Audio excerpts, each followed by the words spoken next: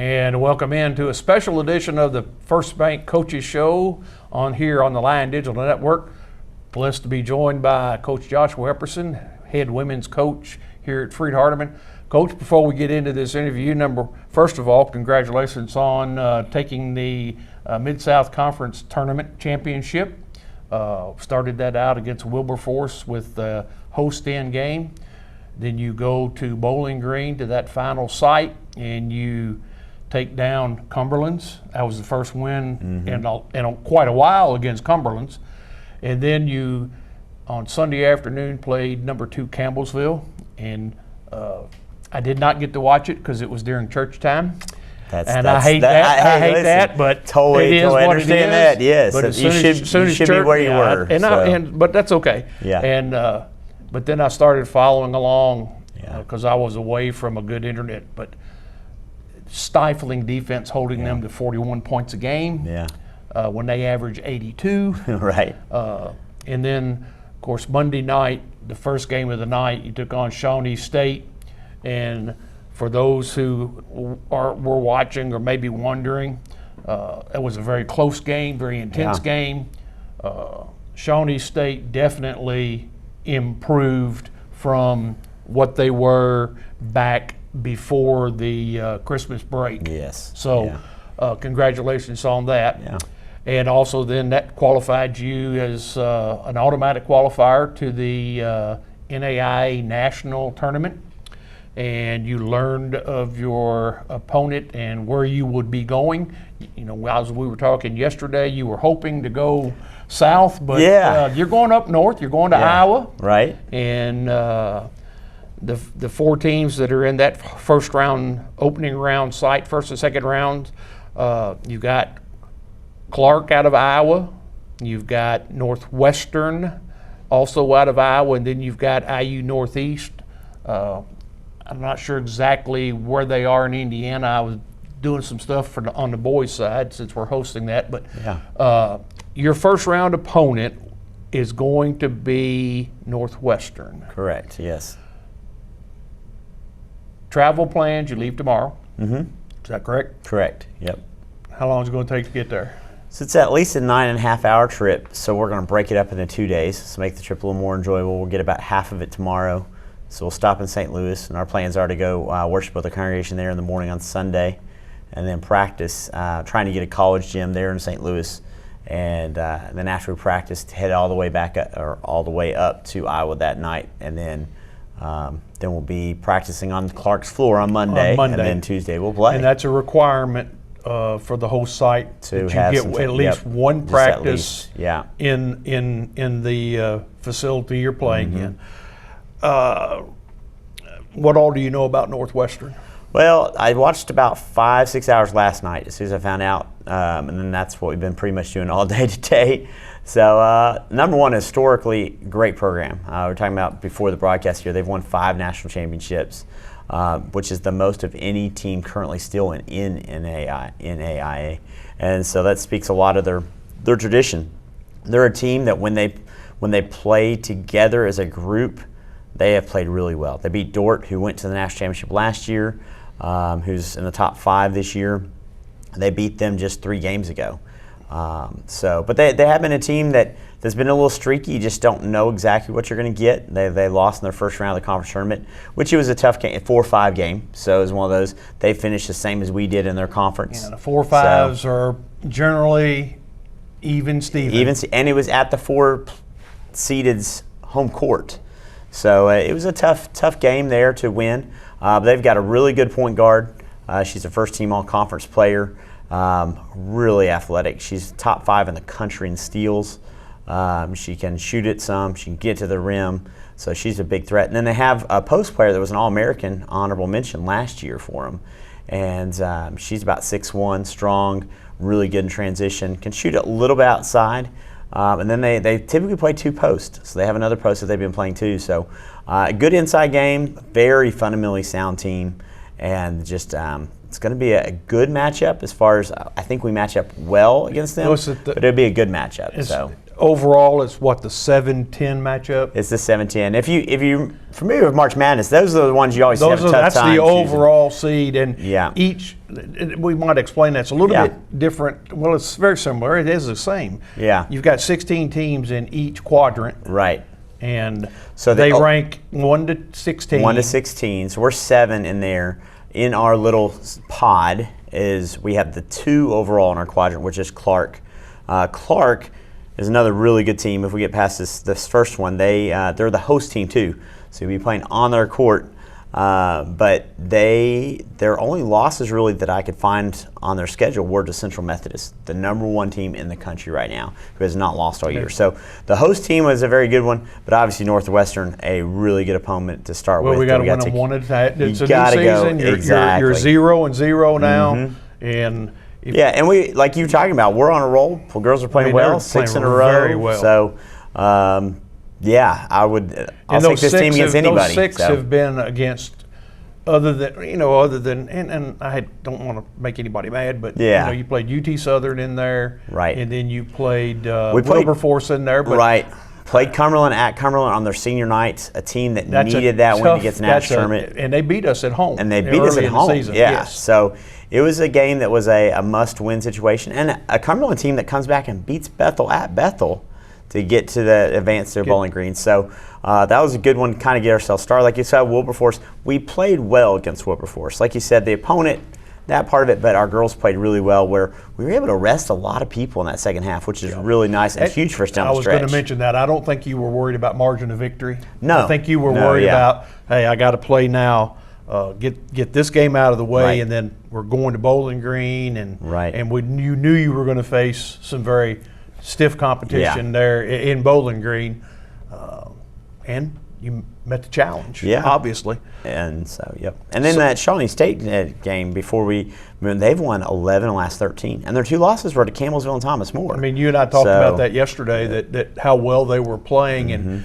if they'd have been playing that well all year, they'd be this probably the. They'd still be playing. They'd still be playing. Exactly. They'd still be, they would have. Who knows what would have ended up. And they were the last team not to make the field. So, because that was the big debate they said over the last couple of days, is trying to see if they're going to figure get out in how or they could not. get in. So, but anyway. Well, let's talk, and let's not worry about the big picture of the overall tournament.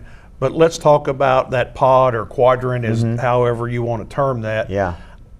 I think if I looked at the bracket correctly, there's 3 Mid-South teams in this quadrant. Right. So you've got Campbellsville as the 1 seed, overall seed. Yeah. My mind just Pikeville's went one. blank. It's Pikeville. Yeah. Pikeville. Yeah. I mean, and of course, if you're going to win, you want to be the best. You got to beat the best. Right. And, So, how do you think, in your mind, stacking up against obviously these other schools that are in there? Where's your mindset? Well, I think we're not an easy quadrant. When you look at the different ones, you look through, it's, you take, for example, Faulkner's playing really well right now. They won their conference championship. They're in our quadrant. They beat a Loyola team that was very good, a top 10 team in the country. But this is the thing that you always have to look at the underline. Their best player got injured in that And that was in game. the Faulkner game, yes. It was in the Faulkner game. So all of a sudden, that catapults one team down a little bit, maybe going national tournament, and one team up a little bit too. So, but you've got them going there. I believe if they win their first round matchup, they'll play Campbellsville. It is. I did look at that. So. Now here's the thing: we won't play Campbellsville until the Elite Eight, and I don't believe we'll play Pikeville until Elite Eight. So the good news for us is we have several different rounds before we have to match up with a Mid-South team. And you mentioned that Elite Eight, you would have to play Pikeville to get past. I think it's past the Elite Eight, and then you would face Campbellsville. At that point, point. So we've got some hurdles before then. It's a solid one. I will say this: they're not some matchups where I'm completely scared of them. There's some matchups where you look at, we just don't match up well with that team, and you would play it. But there are some matchups you want to stay away from. I don't know if that's the case in this quadrant. I feel like there's some really good teams, but there's nothing that we're like, well, we just don't match up. They have a 16 kid or whatever it might be. You were telling me yesterday about the one girl who was 6'5". Yeah, you've got some that are just like, okay, you'd have to have a different game plan than normal, right? And that's always scary, especially this time of year. You don't want to have to do something totally out of the ordinary. You don't want to change exactly what you've been doing all year. Yeah. Well, as we wish you the best there in the national tournament, and are thankful, and we pray for safe travels, and let's come back a winner. I may, well, I don't know. I'll have to look at the schedule. Maybe Dustin will let me off of softball and baseball night and go out. Sioux City? Yeah, that'd be awesome. It out there. He's not going to let me do that because he's going to want to go to one of the two. So I don't know which one. But anyway, good luck to you, and I know you'll be well prepared. And your girls, they'll get out there and they'll give it everything they've got, they always do every time. Yeah. And I think the future for Lady Lion basketball is very bright. Yes. And I think that's the thing. Obviously, this group's really come together, and we've said from the beginning of the year, and it's not any different. We're still a pretty young group, they're playing beyond their years right now, and that's good. And the ones that are a little older have really stepped up to be the leaders. Right. That's what you need in the postseason. Well, let me just give a shout out there, since you said that. Yeah. I don't think you win the game against Campbellsville and against Shawnee State without the play defensively of Reagan Purvine. Yes, and that's one of the things that, and it's good that we talk about her, because she's not the one that gets many accolades. She's the quiet one, yes. But she had a double-digit game against Shawnee State. She had a great game defensively. She's done a lot of really good things for us, and she's one of those that's really pushed us towards the end here, and it's one of those you've got to have people like her doing what she's doing right now. So. Well, good luck to you, Coach, and again, safe travels as you travel out to Iowa. That's is it Dubuque, Iowa? That's how I've been pronouncing it. I think that's how you say it. But we wish you the best of luck, and when you get back, we'll sit down and we'll talk again when we get back. We need to bring home another red banner. That sounds good. All right, Coach. I'm Ray Pack. He's Joshua Epperson, and this has been the First Bank Coaches Show right here on the Lion Digital Network. At First Bank, we tell our customers to bank local and get more. But everyone's more is different. Is yours more adventure? More space? More education? Or work that's more you? We always say bank local, get more. More product range, more accessible bankers, and a whole lot less standing in your way. Whatever your more, you can now get more excited, because we got this.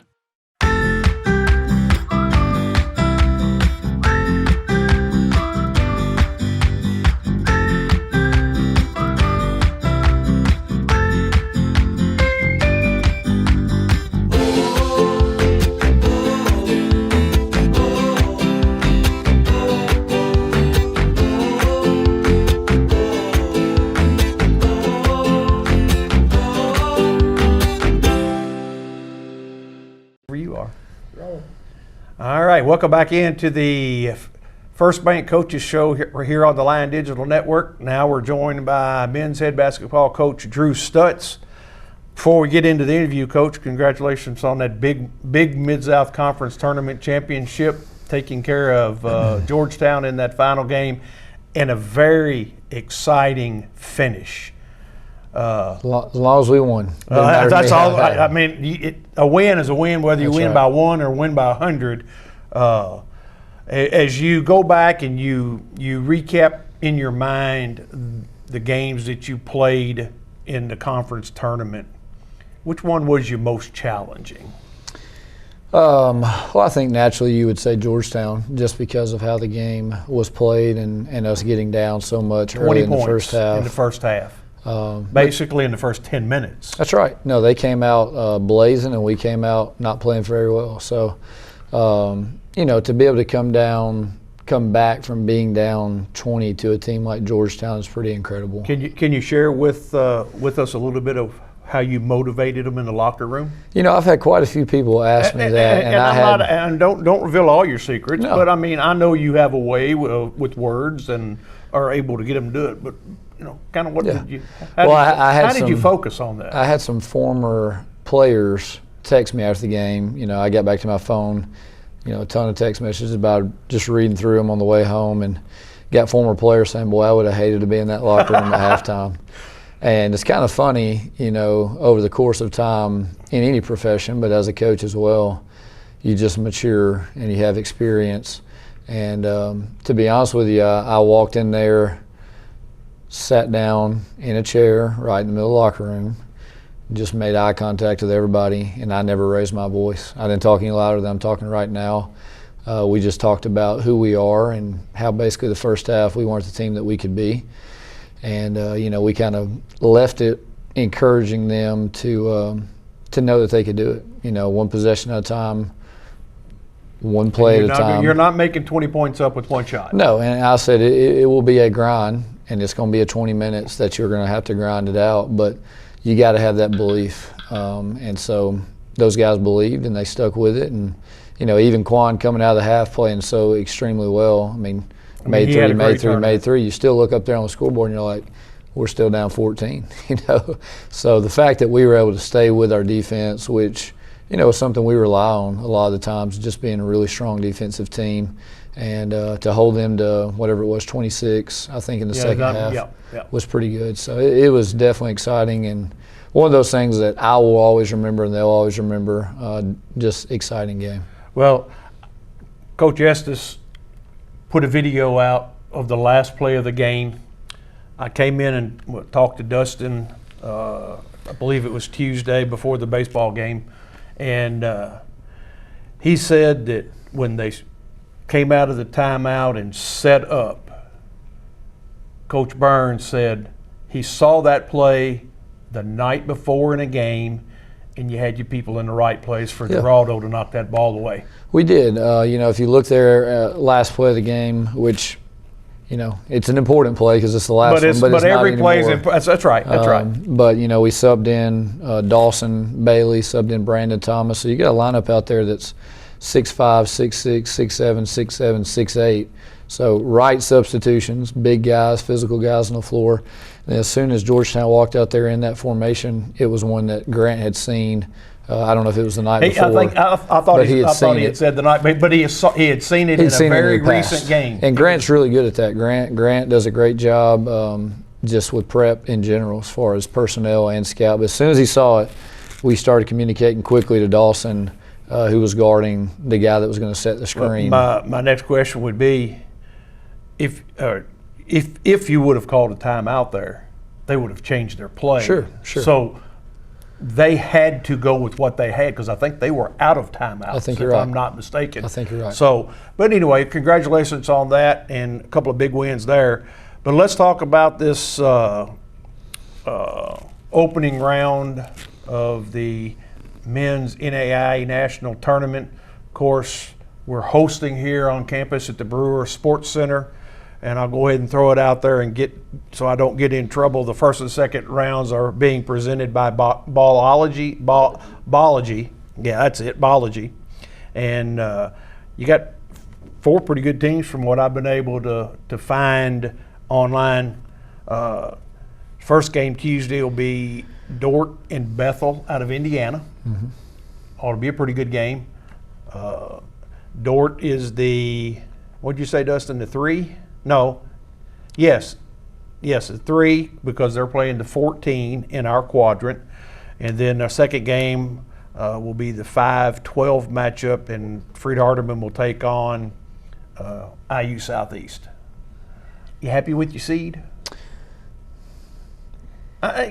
You don't have to down anybody, but no, we're not going to. I do think there's some things that we're probably not satisfied with. You know, we're 5-2 against top 25 teams. I think there's a lot of teams that got seeded, you know, pretty far ahead of us that either don't have a top 25 win or have a losing record versus a really small sample size of top 25.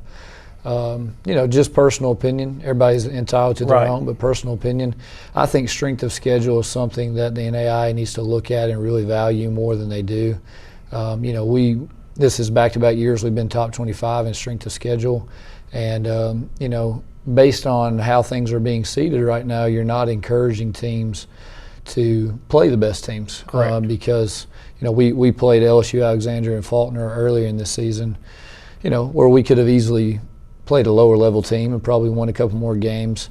But everybody selfishly should want to see the best teams play each other, and so in order to do that, you got to reward teams that go out and play a tough schedule. You can't reward teams that play a 125 to 200 strength So of you schedule. just got to take care of business on the court, Right. at home. Right. I know that the crowd will hopefully we'll get great crowds in here for that.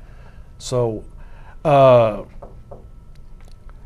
much extra preparation are you going to have to put in? I mean, I know you got to look at 3 teams. Yeah. Because you anticipate moving to the Wednesday game. Sure. So now you not only have to scout IU Southeast, but you've got to also look at Bethel and Dordt. Yeah, preparation. I mean, we'll be ready to go. Do you know anything about any of those teams? Just we've- kind of off the top of your head. All really talented offensive teams. Dordt is elite offensively. Bethel is elite offensively.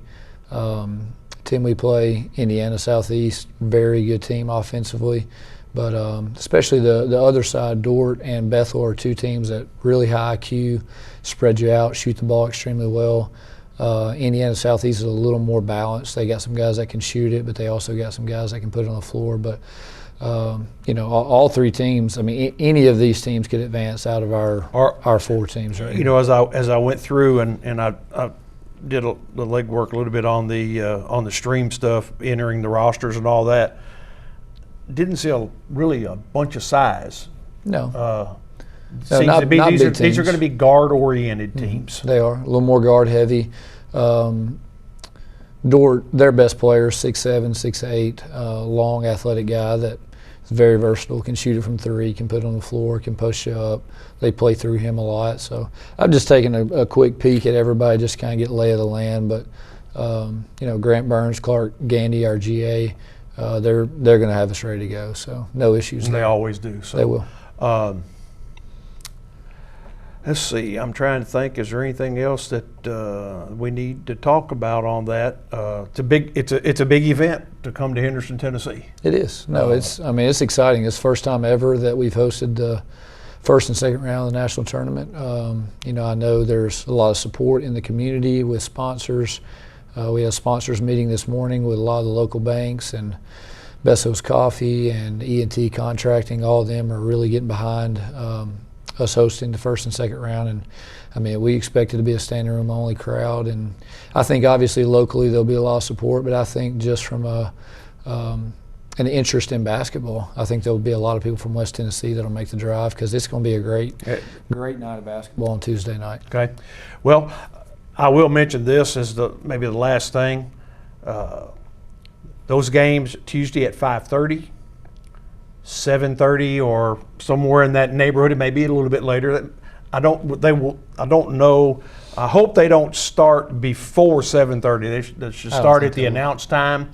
But on the Lion Digital Network, which will be streaming these games, we will have Coach Joe Holloway, a West Tennessee legend, Tennessee Hall of Fame basketball coach, who called, as you remember, 2 years ago, he called all of the games, but his health had not allowed him to do it last year. He'll be doing the play-by-play, and then our own student, Michael Mullenix, he's going to step over and be the color analyst. And not only is it exciting for the basketball team, but being a first year trying to put this network together, it's exciting to be able to put that out there. Of course, a lot of hard work behind the scenes here in the athletic department. Coach Estes. I would like to talk about the just some of the players from the tournament. Let's go. Go ahead. You You have free reign. really just want to give credit to our team more than anything else. If you look at the players and who we lost last year, how much talent, how much scoring, how much leadership we lost off of that team. For these young guys, Jaquan Lax, J.J. Wheat, Peyton Law, those are 3 freshmen that are playing big minutes, 25-plus minutes a game. For those guys to have matured as quickly as they have is really exciting for me. You got J.J. and Quan, who both get individual players of the game awards while we're at the conference tournament. And, Jaquan Lax, who's right here from Bolivar, Tennessee, for him So to it'll probably be a pretty good group. Hopefully a good group from there will Bolivar be. will be in. There will be. He had a lot of family and friends come to Bowling Green, so expect a good crowd from them as well. But, just for those guys specifically to step up and to have played the way that they've played is really big. But on top of that, we've had a lot of guys that have had a lot of different success over the year. But I really thought Hunter Skurlock, he's been here with me all 4 years. He's a guy that has just progressively gotten better and better on both sides of the ball. He was awarded Mid-South Conference Defensive Player of the Year, which was extremely well-deserved. He's a 6'7" forward who leads the conference in steals. Would you call him a power forward or a small forward? He's just a ball player. He's just a ball player. I like that answer. But he hit, I think the last 2 games combined, he was 10 for 10. So he was 8 for 8 against Thomas More, only took 2 shots against Georgetown, but hits 2 big threes in the second half. He's a very capable 3-point shooter, but he knows strengths and weaknesses of our team and doesn't take a whole lot of them. But for him to step in there and play the way that he did, defend, lead our team, didn't come out of the game the second half, just super proud of him, Dawson Bailey, other guys that have been here and been part of this process to get us where we are right now. So we're excited about the opportunity we have coming up next week. But all the credit goes to these guys and who they are and the culture of our team. Well, you and Coach Epperson are one and the same on that. You coordinate and facilitate, and they get all the credit for what takes place. That's right. I'll throw Brandon Thomas out there, the graduate Absolutely. from Bryan, first team all-conference. Early in the season we saw what he can take over a game. Sure. But towards the end of the season, he began to step into more of a role. He was your go-to guy at the end of game situations. Well, it's funny. It just depends on. But he learned everybody can contribute. Sure. I wouldn't even say that he learned it. I think people didn't know how good he was early in the season. But the thing is, with our team, it just depends on what portion of the season you watch. Because it could be Brandon Thomas, it could be Riley McLaren, it could be J.J. Wheat, it could be Jaquan Lax, it could be Peyton Law, it could be Geraldo Lane. All those guys have led us in scoring in different games this year. And I think there's a couple more, actually. I think Alex Rush has led us in scoring a couple times. So I'm just saying, the go-to guy is the guy that they choose to let play their game. And they know game by game who it is. Sure. So, Yeah. All right, Coach. Well, I will say to you, wish you the best of luck Tuesday night in that first game. I'll be viewing from afar as I'll be out of town, unfortunately. But when I get back, before you go to Kansas City, we'll sit down and do it again. Sounds good. That sounds like all a right. plan to I'm me. Ray Pack. He's Drew Stutts, and this has been the First Bank Coaches Show on the Lion Digital Network.